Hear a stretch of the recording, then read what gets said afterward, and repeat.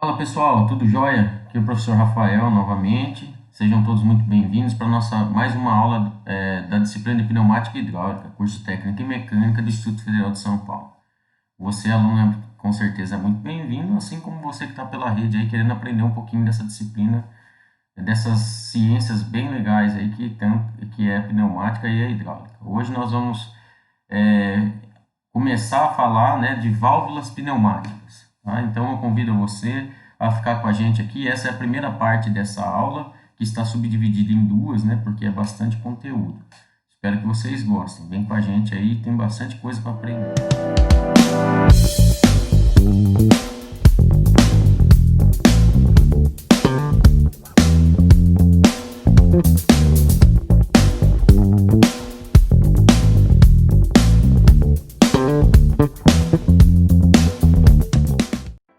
Bom, vamos lá. Começando a nossa aula então, né? Os comandos pneumáticos aí consistem basicamente, quando a gente monta um circuito pneumático, o que a gente vai ter lá em termos de uma categorização dos elementos que nós usamos? Nós vamos ter elementos de sinal, elementos de comando e elementos de trabalho, tá? Os elementos emissores de sinal e de comando, né, são elementos que vão influenciar o processo do trabalho, né? Então, só para a gente entender, começar a compreender melhor essas nomenclaturas. O que é um elemento de trabalho? Elemento de trabalho, por exemplo, o mais comum que a gente vai trabalhar é um pistão pneumático, né? Um pistão linear, né? Por que ele é chamado de elemento de trabalho? Porque ali é onde eu vou ter a conversão de energia pneumática, né, na forma de ar comprimido. Eu tenho uma energia que vai ser convertida em trabalho, em movimento, em trabalho mecânico, tá certo? Isso serve para um pistão pneumático, serve para um motor pneumático, enfim, o conceito de elemento de trabalho está nisso, né? E aí a gente vai ter esses elementos de sinal e de comando que a gente vai compreender melhor nas próximas aulas o que são, né? São elementos que vão influenciar o processo, né? E por esse motivo eles são chamados de válvulas, tá certo? Então essas válvulas elas são subdivididas em basicamente 5 grupos, tá? Que grupos são esses, né? O principal deles aqui, as válvulas direcionais, que são nessa primeira parte da aula, né, da aula 2A e videoaula 2A, é o nosso principal objetivo de estudo aqui. Aí nós temos as válvulas de bloqueio, de fluxo, válvulas de pressão, válvulas de fechamento e, por fim, uma combinação de válvulas, né? Uma categoria de válvulas que são formadas a partir de uma combinação de duas ou mais. Bom, as válvulas direcionais, que são as válvulas que nós vamos estar tratando nessa primeira parte da aula, né? São elementos que influenciam o percurso do fluxo do ar, principalmente quando a gente está partindo ou parando, né? O fluxo desse ar para que aconteça uma movimentação resultante lá no nosso elemento de trabalho. Então, para poder compreender essas válvulas, nós temos que trabalhar, né, primeiro com a simbolização delas, ou seja, os símbolos que representam essas válvulas. Em pneumática, eu sempre falo para os alunos o seguinte, né, se você conseguir compreender bem o que representa o símbolo de uma válvula, ou mesmo de qualquer elemento pneumático, você pode até não conhecer ele na prática, não ter pego na mão, mas você vai saber como é que ele funciona, só de bater o olho para o símbolo. Então é extremamente importante que a gente compreenda, né, como é que funciona a lógica envolvida por esses desenhos aqui. Então, como está escrito aí para vocês, nesses esquemas a gente tem, para representar essas válvulas, alguns símbolos tipos. E esses símbolos é interessante ter isso em mente. Eles não caracterizam o tipo da construção em si. Então, quando a gente olha para o símbolo, não significa dizer que se eu abrisse a válvula ao meio, ela estaria exatamente daquela forma. Mas eles mostram para nós, de uma maneira bem clara e simplista, qual é a função da válvula, de que forma ela trabalha, tá certo? Conforme a gente for avançando aqui na nossa apresentação, vai ficar mais claro isso para vocês.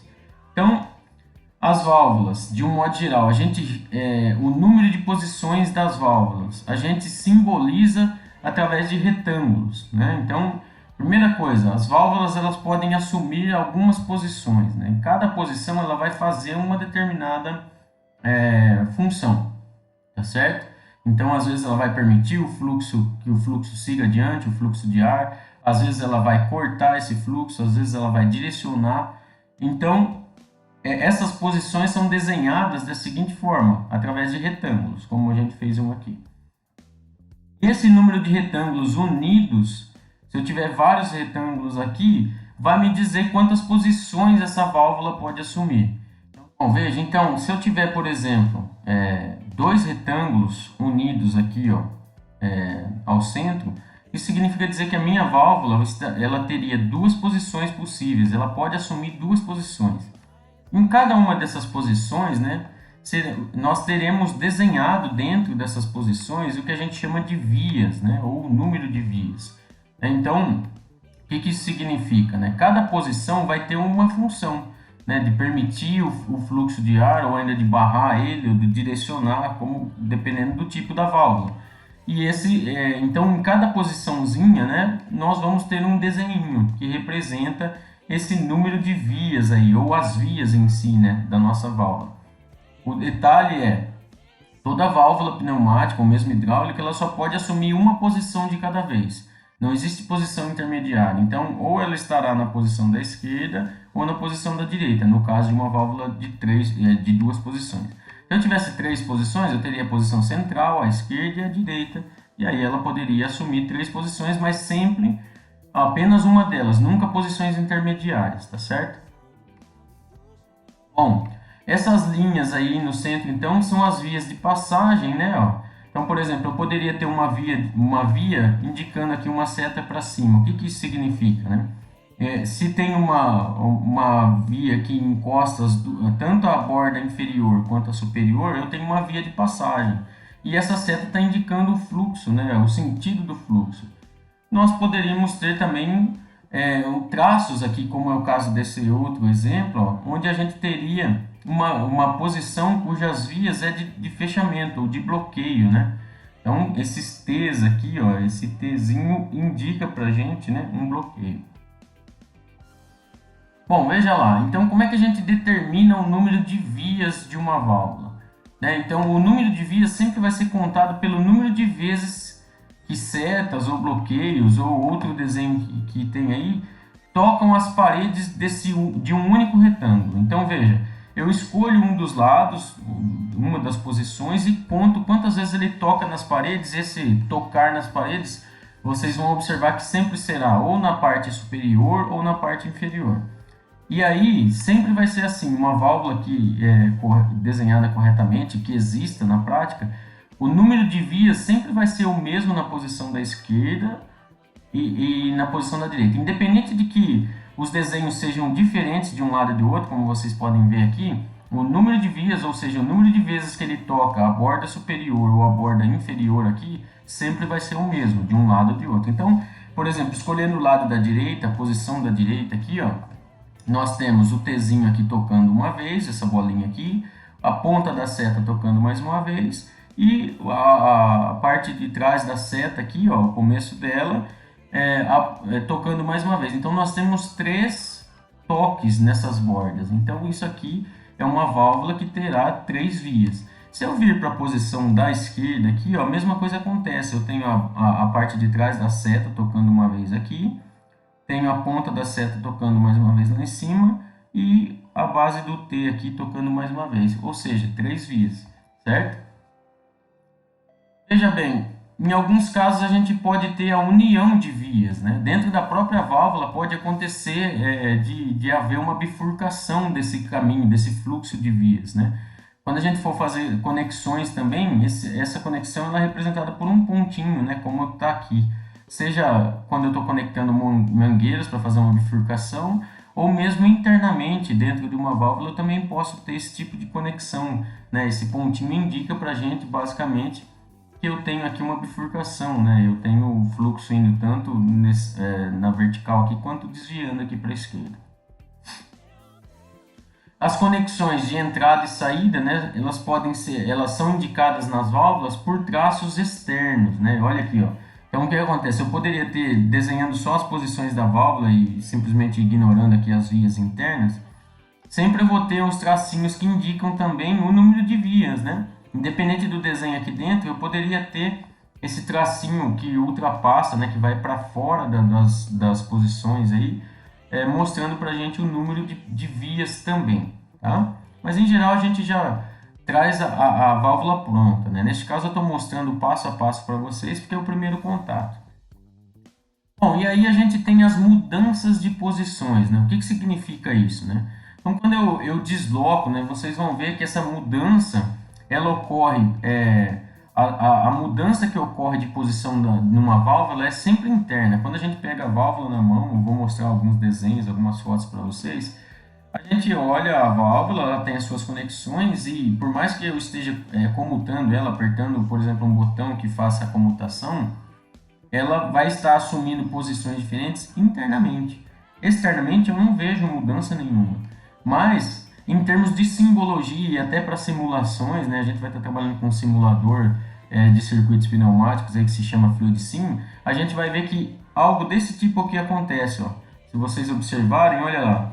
Então aqui eu estou na posição da direita, né? Notem que as conexões aqui, ó, estão fixas aqui, ó. E quando eu mudo, olha lá, as conexões permanecem paradinhas lá, ó, e eu estou mudando só internamente. É isso que representa essa mudança aqui, ó. Então, num primeiro momento, ó, por exemplo, eu tenho essa via aqui, a via de entrada aqui, ó, está num bloqueio, ou seja, se chegar ar comprimido aqui, ele vai ficar bloqueado na válvula nesse momento. E aqui, se eu tiver um ar, por exemplo, aqui em cima, aqui, ele está, por exemplo, poderia estar escapando aqui para a atmosfera ou algo do tipo, tá certo? Quando eu mudo de posição, eu venho para cá, ó, certo? Se eu vier para a esquerda aqui, essa mesma via que está aqui, ó, essa mesma conexão que está aqui no T, passaria a estar nessa seta de passagem aqui. Então, o que a gente teria? Nós teríamos que o fluxo que está vindo aqui nessa posição estaria passando para cima. E eu tenho aqui simplesmente um bloqueiozinho. Se tivesse um fluxo de baixo para cima nessa via, ele estaria bloqueado. Então notem que nós estaremos fazendo uma função aqui mudando, né? Por exemplo, vamos pensar só nessa via de entrada aqui. Ó. Num primeiro momento estaria fechado, no segundo momento estaria aberto, passando. Então a gente começa a construir uma lógica, né, de passar fluxo ou de cortar o fluxo do ar comprimido para adiante ou não. Isso a gente vai ver que vai ser muito útil, né, nas resoluções dos nossos problemas quando a gente começar a montar circuitos. Vamos lá, continuando aí. Então aí, ó, a gente vai ver que nós precisamos aprender a descrever as válvulas. Por que é tão importante descrever as válvulas, né? Sempre que eu estou em sala de aula com os alunos, eu falo assim, olha, se a gente for descrever uma pessoa, a gente tem que contar as suas características, na verdade. Então, por exemplo, eu sempre falo pessoal, né? Eu tenho como características, eu sou baixinho, sou meio gordinho, tenho olhos claros, sou loiro e pele clara. Isso, se alguém chegasse lá na escola e falasse assim, ó, eu queria falar com o professor Rafael.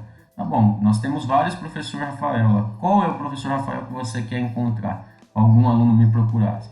Aí alguém poderia descrever, aquele que é baixinho, gordinho, de olho claro, tal. Ah, tá, é o professor Rafael lá da mecânica. Então, através da descrição do meu porte físico, por exemplo, as pessoas poderiam me encontrar, tá certo? Então, a ideia de descrever uma válvula tem basicamente o mesmo objetivo.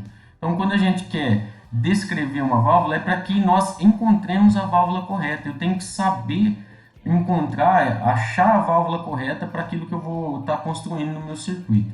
Então, a gente acaba descrevendo as válvulas direcionais para ficar mais fácil de escrever, né, de forma abreviada. Então, existe um jeitão que a indústria aí no comércio acabou se perpetuando, né, que a gente indica a válvula direcional simplesmente por VD, né, que são as iniciais.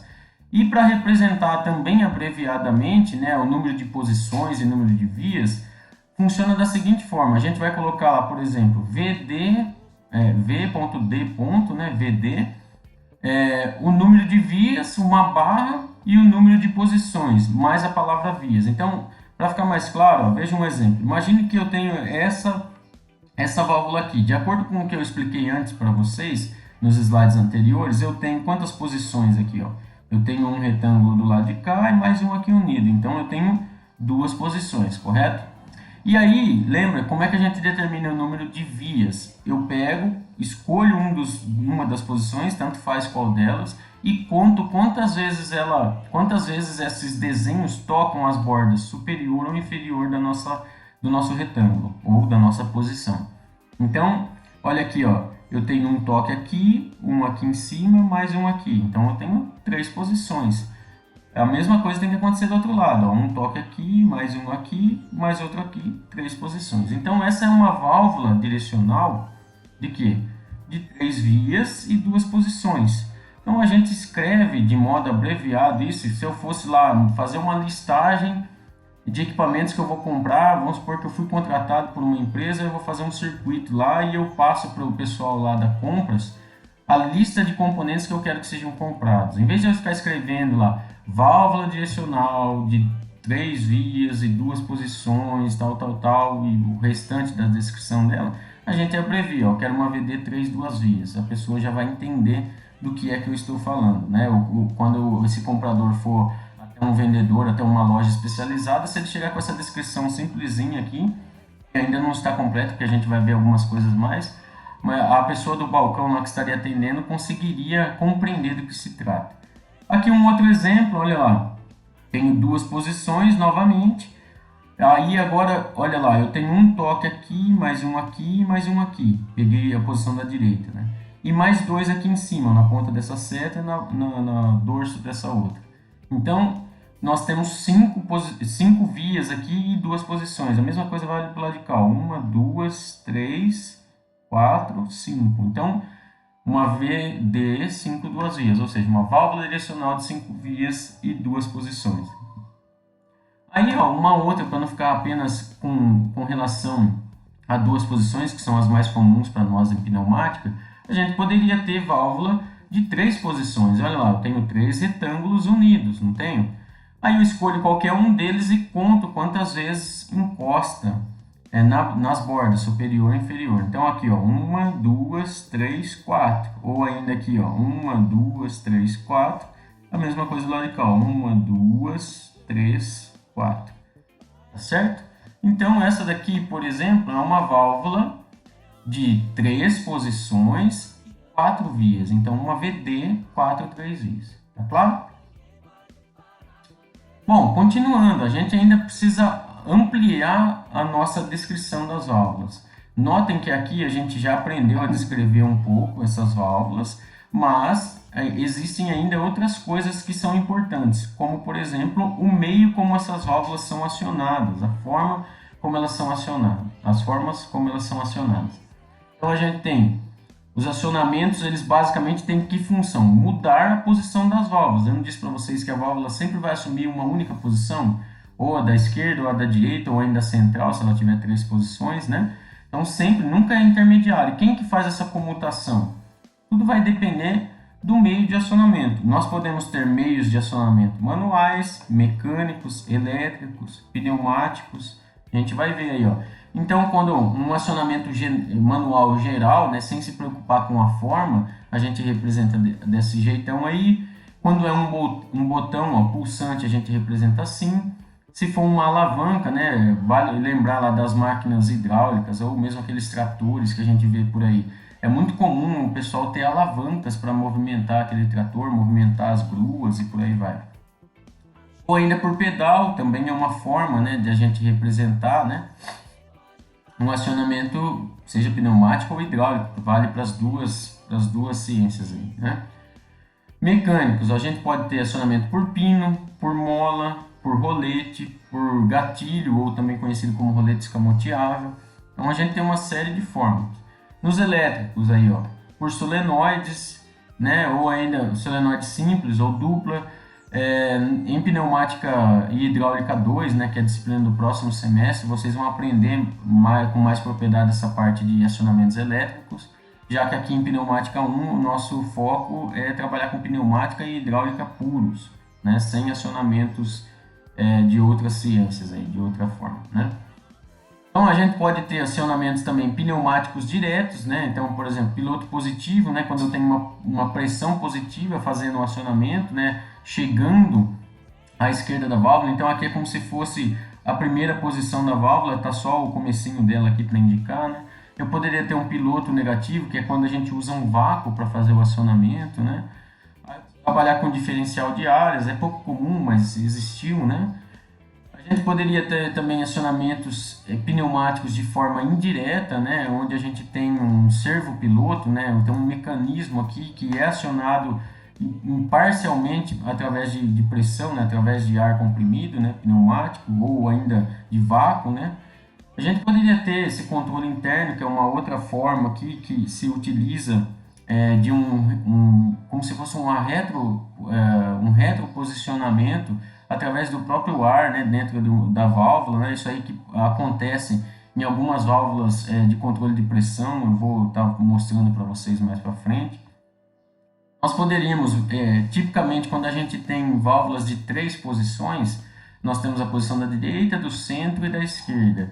Sempre quando a gente tem a questão de 3 posições, a válvula que deve, a posição que deve prevalecer se a válvula estiver em repouso é a posição central. E aí existem alguns mecanismos para fazer com que sempre que alguém não está acionando, não apertando um botão ou mesmo uma solenoide esteja atuando essa válvula, ela volte para sua posição central. Então, às vezes isso acontece pelo próprio piloto positivo, né? Quando eu digo piloto, significa ar comprimido centralizando, né?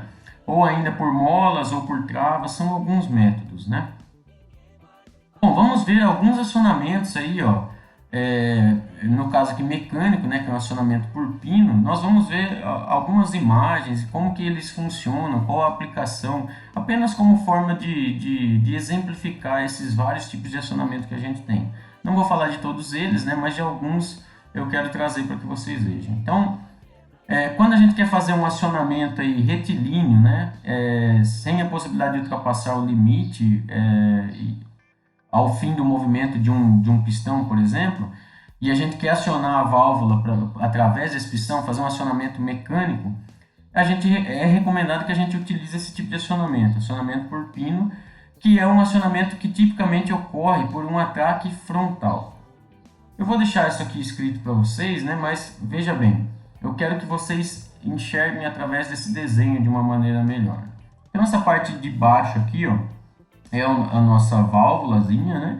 E o acionamento aqui em cima, ó, por pino. Então imagine que isso aqui é um pistão, né, que eu estou acionando e que em um determinado momento eu quero que ele vai bater nesse pino aqui, ó, e essa válvula vai mandar um sinal para poder fazer um outro acionamento. Vamos trazer isso para o nosso dia a dia, um caso bem típico. Imagine, todos nós temos, ou a maioria, é muito comum hoje em dia, né, a gente ter portões eletrônicos em casa. Então, a pessoa chega lá, aperta um botãozinho do seu controlinho remoto, ele vai gerar um sinal, né, um sinal de rádio que é emitido pelo controle e recepcionado por um receptor que está lá no portão. Quando esse sinal é dado, o que acontece?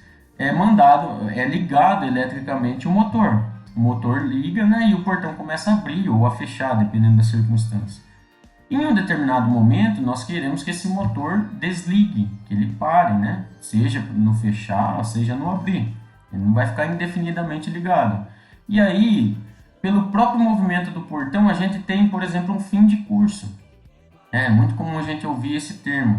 Então, esse fim de curso pode ser um acionamento por pino ou por rolete. No caso dos portões, a gente vai ver que seria mais comum ser um rolete, porque é um acionamento lateral e não frontal. Mas se eu tiver um acionamento que seja frontal, vamos pensar, por exemplo, num limitador de uma prensa.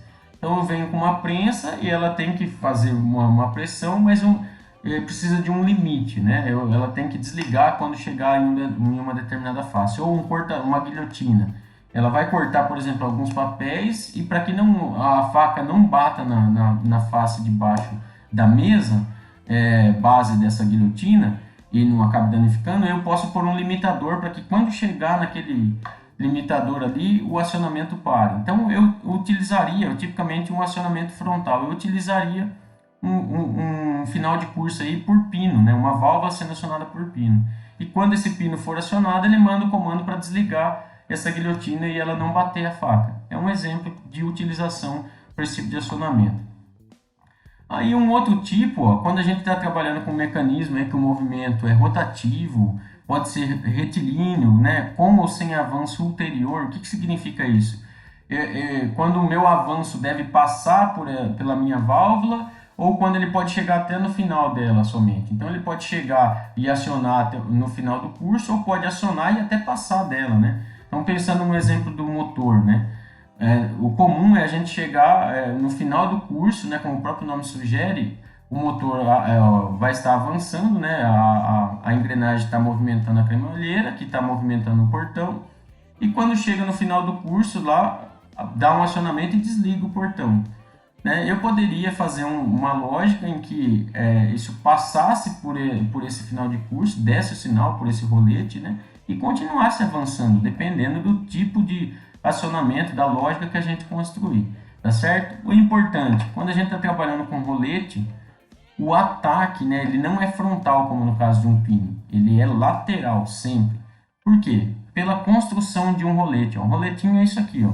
Então a gente tem aqui uma válvula, cujo acionamento aqui ó, está sendo feito através de um rolete. Então imagine que aqui a gente tem um atuadorzinho ó, que está movimentando para a esquerda, para a direita e para a esquerda. Né?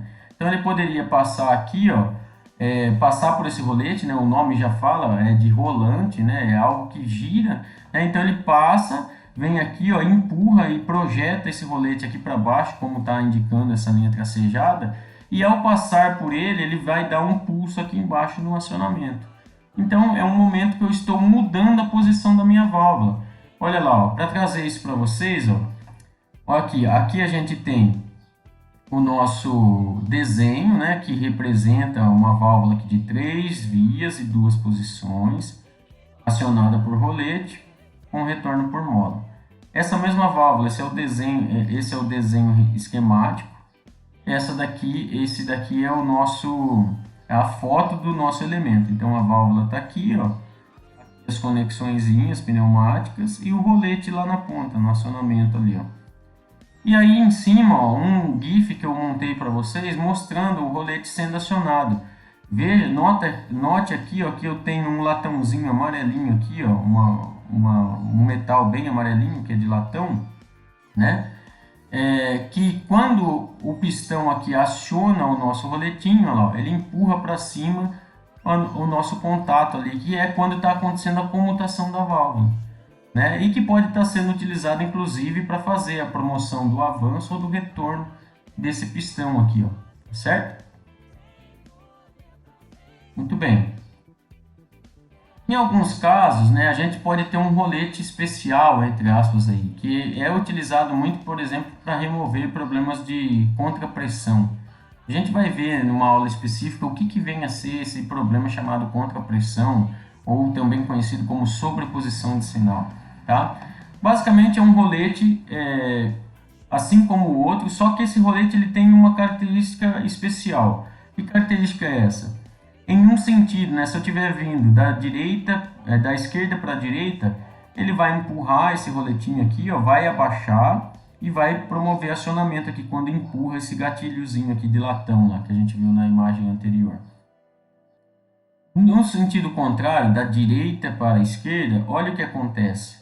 Ele vem e passa direto, né? Acontece uma dobra aqui, ó, como se fosse uma jugular, uma dobrinha aqui no nosso roletinho e não ocorre acionamento. Ele passa reto e não clica aqui o nosso acionamento. Então veja como é que isso acontece lá na prática.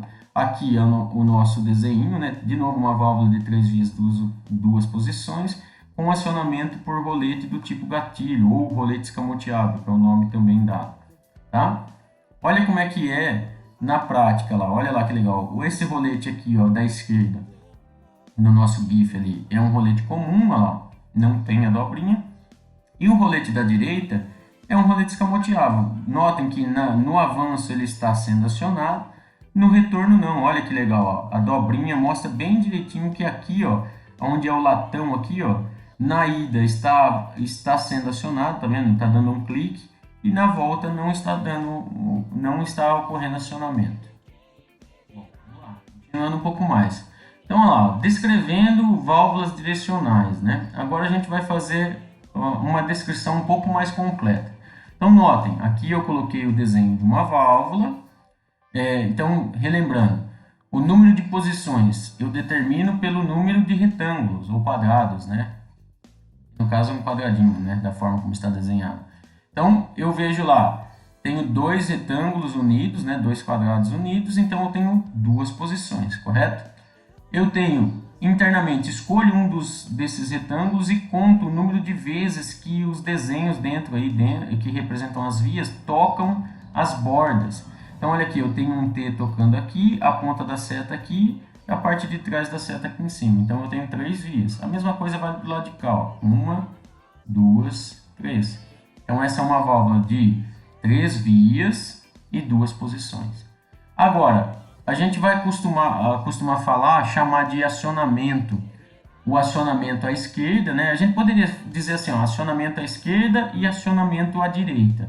Só que por convenção, por costume, a gente acaba falando assim, ó, acionado por botão, aqui no caso, botão pulsante, e retorno por mola, né? O retorno basicamente é o acionamento à direita. Então é uma convenção a gente acabar falando assim, acionamento e retorno, tá? Então a descrição dessa válvula aí, ó, é uma válvula direcional de 3 vias e 2 posições, né? Ou uma VD 3 duas vias, acionada por botão com retorno por mola, certo?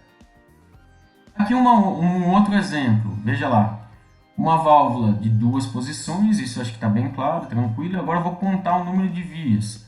Um toca aqui, 2, 3, 3 aqui embaixo, mais 2 aqui em cima. Então, 5 vias. Olha lá, no lado da esquerda, 1, 2, 3, 1, 2, né? Então soma 5 também. Então eu tenho uma válvula de 2 posições e 5 vias. E o seu acionamento? Aqui, ó, notem que é um retângulo, né? Com um triângulo apontando para a direita. A gente vai ver sempre que o triângulo, no caso daqui de pneumática, a gente até viu lá na aula de compressores, representa uma tomada de ar, ou ainda o próprio compressor, né? Um triângulozinho. Então aqui eu tenho um triângulo apontando para o centro, para dentro da válvula. O que isso significa? Isso significa que é ar comprimido positivamente, fazendo pressão positiva e empurrando essa válvula para vencer a força da mola. É uma observação interessante. Se não tiver nenhum ar ou nenhuma pessoa empurrando esse botão aqui, ó, que posição que vai estar valendo, né? Vai valer a posição da direita, porque a mola está o tempo todo, né, agindo de tal forma a empurrar e fazer valer essa posição da direita aqui, ó. Certo? Então, vamos fazer uma marcação aqui, ó. Nós teremos aqui a posição da direita, né? Então, ó, a posição da direita é, se eu não tiver nenhuma força empurrando aqui, ó, a posição da direita é que está valendo por quê? Por causa da nossa molinha aqui, ó, porque ela está agindo o tempo todo de modo a fazer prevalecer a posição da direita, tá? Porém, pode acontecer, né, de alguém vir aqui e apertar esse botão e aí a posição que estará valendo enquanto essa pessoa apertar esse botão é a posição aqui da esquerda, certo? Ou seja, está vencendo a força dessa mola aqui e fazendo valer a posição da esquerda. Mesma coisa aqui, ó, se eu tiver um ar comprimido chegando aqui no nosso piloto, ó, no nosso piloto positivo, né, que é esse tipo de acionamento, enquanto tiver ar aqui, vale a posição da esquerda. Se sair o ar daqui, né, parar de chegar ar comprimido aqui, volta a valer a posição da direita que está em vermelhinho. Tudo bem? Muito bem, vamos seguindo. Então, a descrição dessa válvula aqui, ó, então é uma válvula direcional de 5 vias, 2 posições, acionada por piloto positivo com retorno por mola. Notem que, relembrando do exemplo que eu disse lá, quando eu vou descrever uma válvula, eu estou contando as suas características. Quando eu vou montar um circuito, eu vou poder quantificar quantas unidades de cada uma dessas eu vou precisar, né, na hora de fazer um orçamento, por exemplo, ou de comprar, efetuar a compra. E eu tenho que fazer a descrição perfeita, né, com relação ao tipo da válvula, o número de vias, número de posições, para que não venha nenhum componente errado e eu consiga construir o meu circuito adequadamente. Olha lá, mais um exemplo para a gente. Então, rapidamente aí, ó, 2 posições, 3 vias, né? Acionamento por rolete, retorno por mola. Então, olha lá, VD3 duas vias, acionada por rolete com retorno por mola. E mais uma lá, ó, uma válvula direcional novamente de 3 vias, duas posições, dois quadradinhos, né? Acionado por gatilho ou por rolete escamoteável, retorno por mola. Tudo bem aí? Espero que esteja claro. Outra coisa que a gente pode evoluir ainda também, né, na hora de descrever as válvulas, na verdade isso aqui não é bem uma descrição, mas sim a forma como elas já vêm identificadas de fábrica, né? Todo fabricante tem que fabricar, toda pessoa, né, toda empresa que queira fabricar componentes pneumáticos, ela tem que fazer de acordo com algumas normas, né? Então, as principais que a gente tem relacionadas aí para identificação de vias, a norma DIN, né, uma norma alemã, né, 24300, ou uma norma internacional, aí a ISO 1219. Então, o que acontece? Quando a gente olha uma válvula, vou passar aqui, ó, e vou explicar melhor com a ilustração que vai estar logo em seguida. Olha aí, essa aqui é uma foto de uma válvula que nós temos lá no Instituto, né, nas nossas bancadas. E quando eu olho para a válvula como um todo, para esse corpo aqui, ó, vocês conseguem observar aqui, ó, não dá para ver o número, né, pela essa imagem, mas lá na prática é possível. Existem números cravados, entre aspas, aqui, ó, no corpo da válvula. Por que isso, gente? Porque eu poderia ter o desenho esquemático, né, aquela simbologia da válvula, dizendo qual válvula, qual via é cada uma. Então, o que são as vias aqui? Ó? Eu tenho essas conexões aqui, são as vias, né? Tá certo? Então, tem 5 aqui, mais essas duas aqui, ó, que são os abafadores, que eu vou mostrar mais para frente o que são isso para vocês, né? Mas são mais conexões, que aqui no caso estão feitas roscadas e não estão com conexão rápida, né?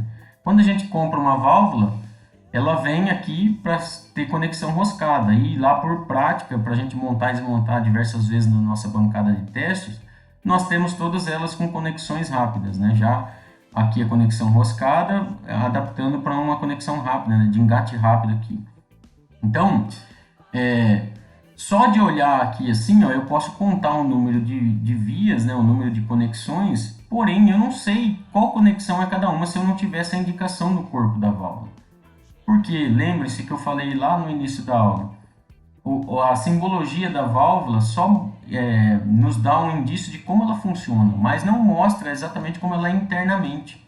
Então, dependendo de como é a construção interna dela, essa via central aqui, ó, que a gente vai aprender como sendo via 1, poderia até não ser a via 1, poderia estar deslocada em outro ponto. E para isso, então, por norma, os fabricantes têm que, ao vender uma válvula pneumática, ela já vir no corpo dela destacado qual é cada uma das vias aí, tá certo? Então, a gente tem dois sistemas de identificação dessas vias, ou por letras maiúsculas, ou por números. E aí vai depender de cada norma, né? No caso, se eu estou trabalhando com a norma ISO ou com a norma DIN. Para nós, nas nossas bancadas aí do Instituto, nós temos a maior parte das válvulas sendo identificadas por números, tá? Mas é bem simples, é bem fácil de identificar, seja tanto por letras quanto por números. Então, assim, ó, as vias 1 ou P são as vias destinadas à entrada de pressão, alimentação de pressão, né? Aí nós temos, então, por exemplo, aqui nesse exemplo dessa válvula aqui, que é uma válvula 5 duas vias, né, de 5 vias e duas posições, acionada por piloto positivo, duplamente acionada por piloto positivo, ou seja, tanto no acionamento quanto no retorno é piloto, que são essas conexões aqui, ó, ao lado. Então a entrada de pressão, a alimentação dessa válvula com pressão se dá por 1 ou por P, que é nessa posição central.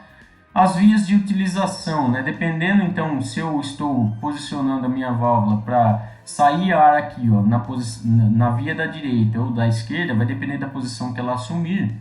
Mas eu tenho as vias aqui em cima de utilização. Então essas vias recebem numeração 2, 4, 6 e por aí vai, múltiplos de par, né? No caso. Se eu estiver trabalhando com vias aqui em termos da norma DIN, eu chamaria essas vias de utilização aqui, que é para onde eu vou direcionar o ar, e A, B, C, dependendo do número de vias que eu tivesse.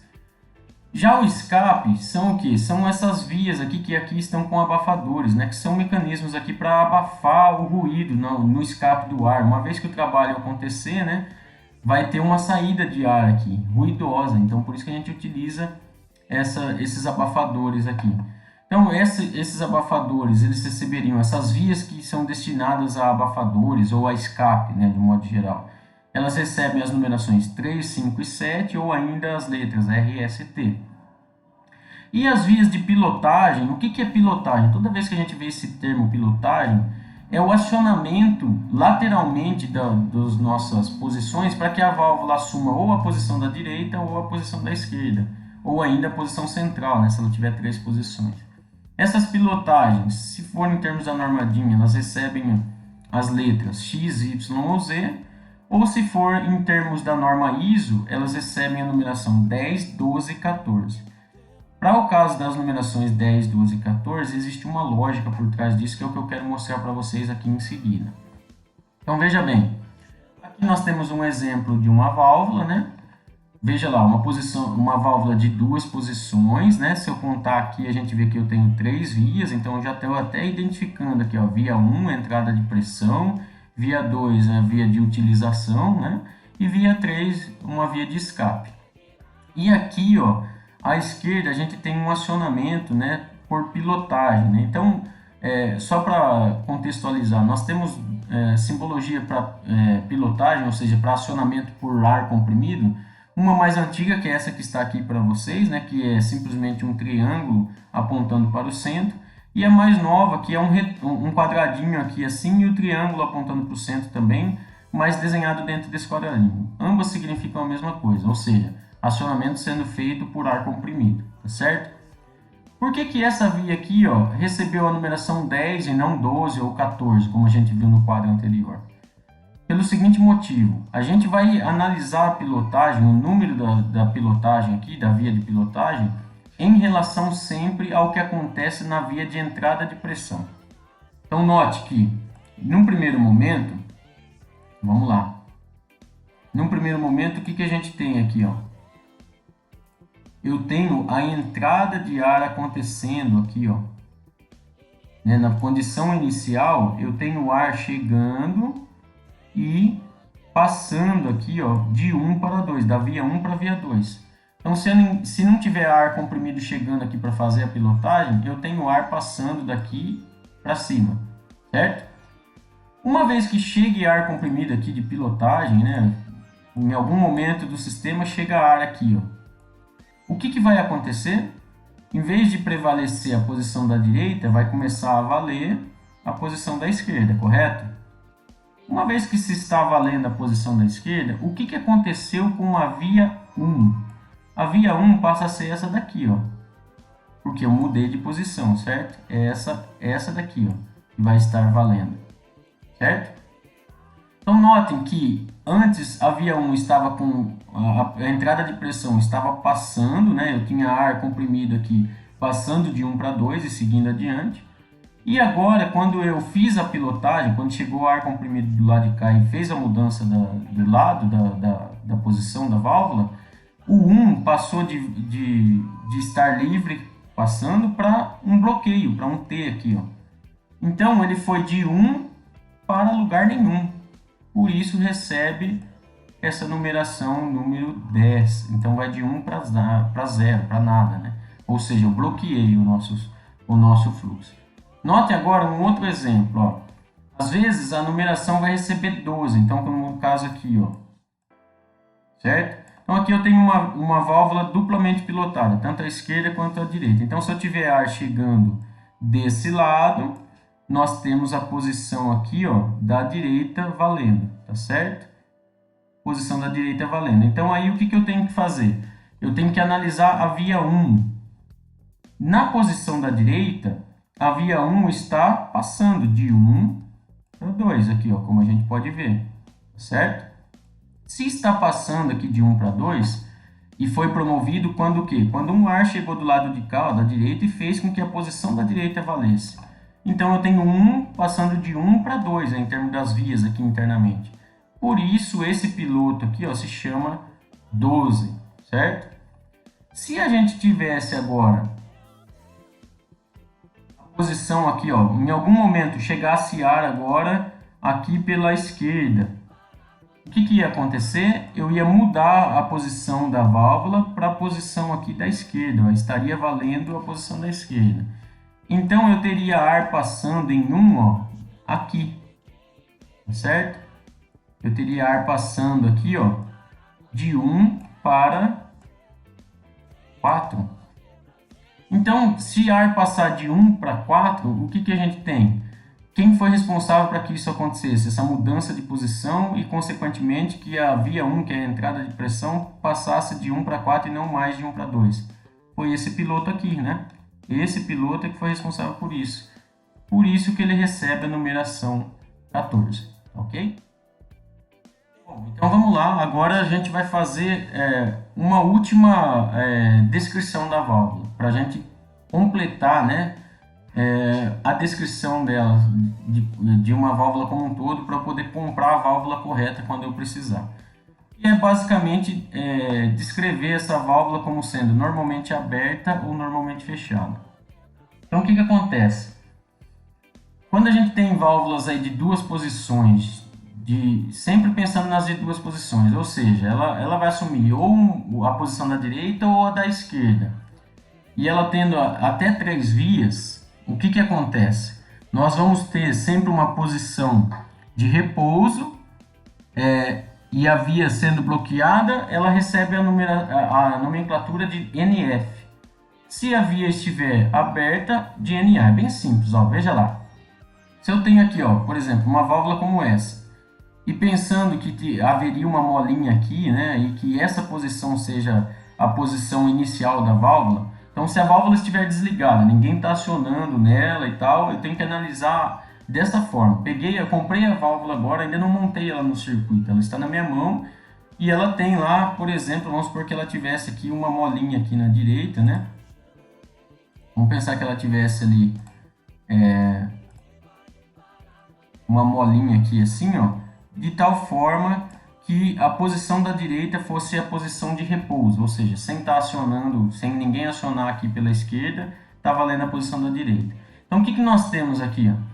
Nós temos uma válvula direcional, né, de duas posições, 3 vias, como a gente pode ver aí, que é acionada, a gente não está preocupado com o acionamento aqui no momento, ela tem um retorno por mola, né, mas eu adicionaria uma última descrição.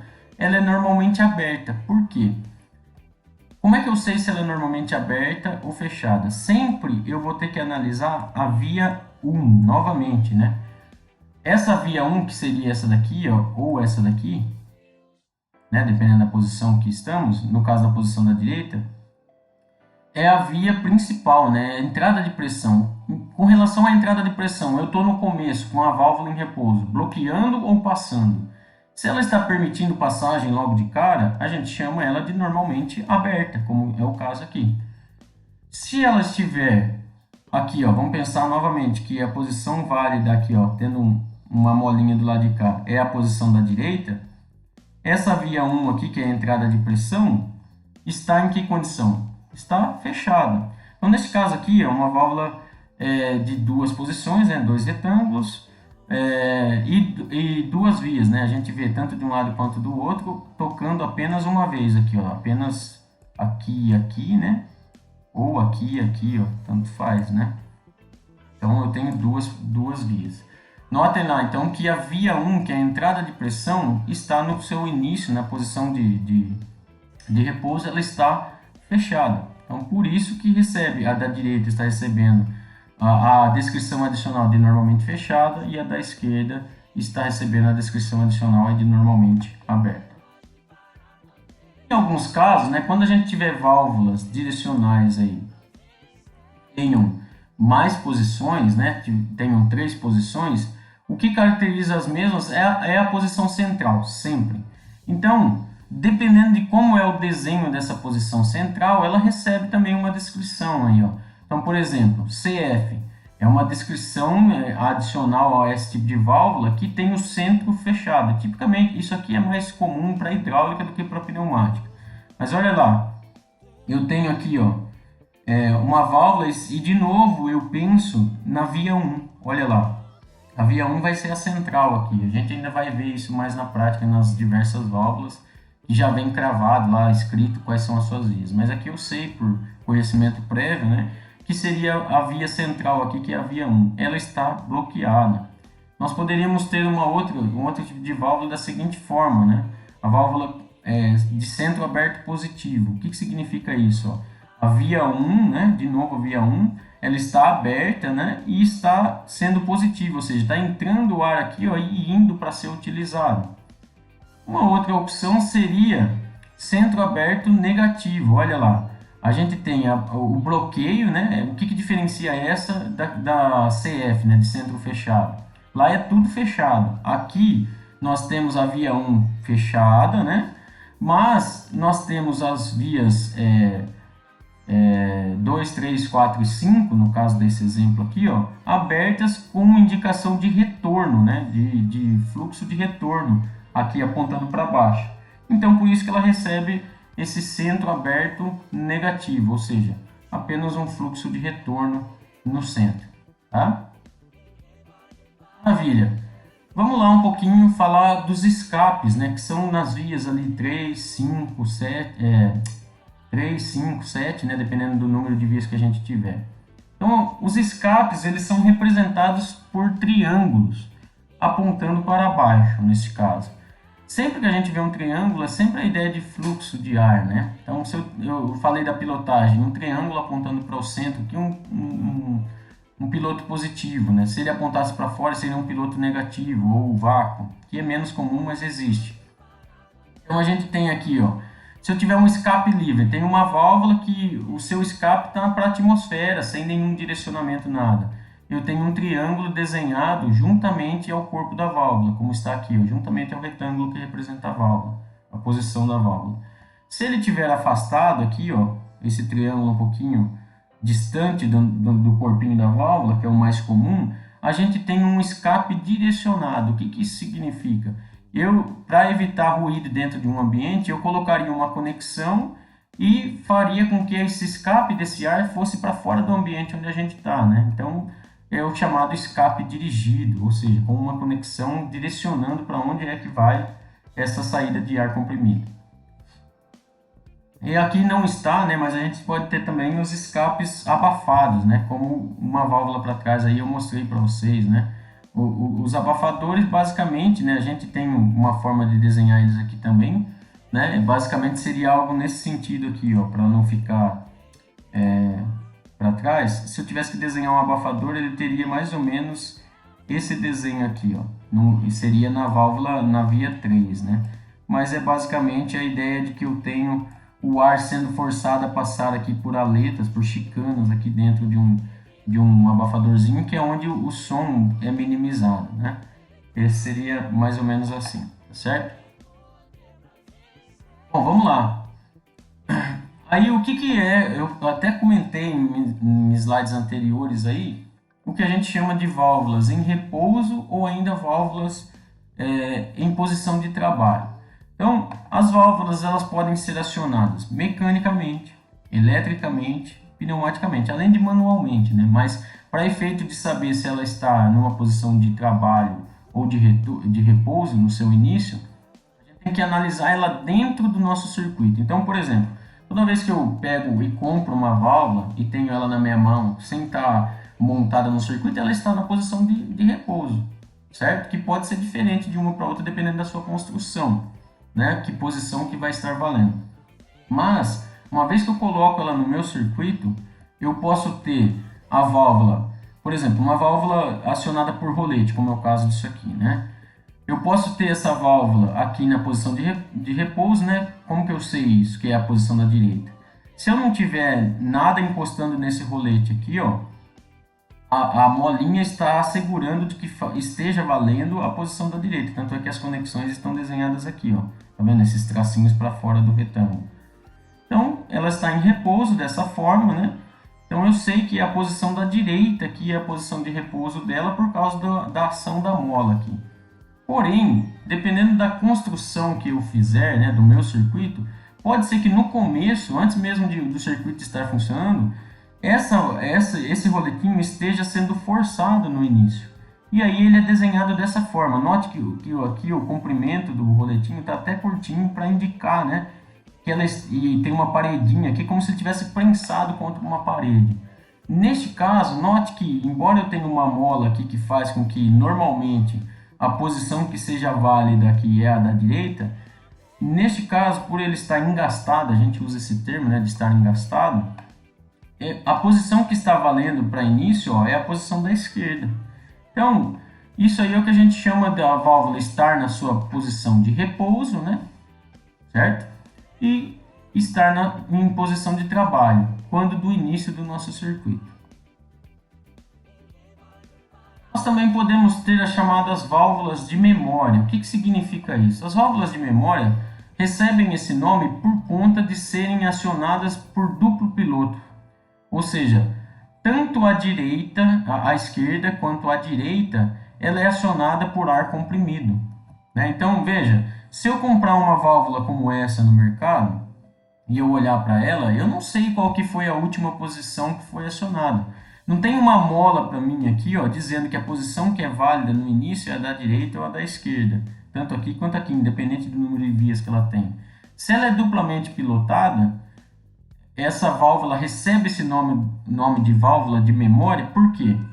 Porque ela guarda a sua última posição. Então, por exemplo, se a última vez que ela foi utilizada, o último acionamento aconteceu pela direita aqui, ó, internamente o mecanismo está posicionado de tal forma que valha isso aqui.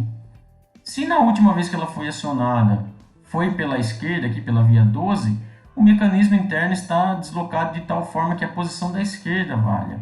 Então, por esse nome, por essa característica que recebe esse nome de válvula de memória, tá certo? Então, independente do desenho aqui interno, as válvulas de memória são as válvulas que são duplamente pilotadas, ou seja, que são acionadas tanto à esquerda quanto à direita por piloto positivo ou por ar comprimido, tá certo? Aqui é um exemplo delas, né? A mesma válvula que eu mostrei lá atrás para vocês, né?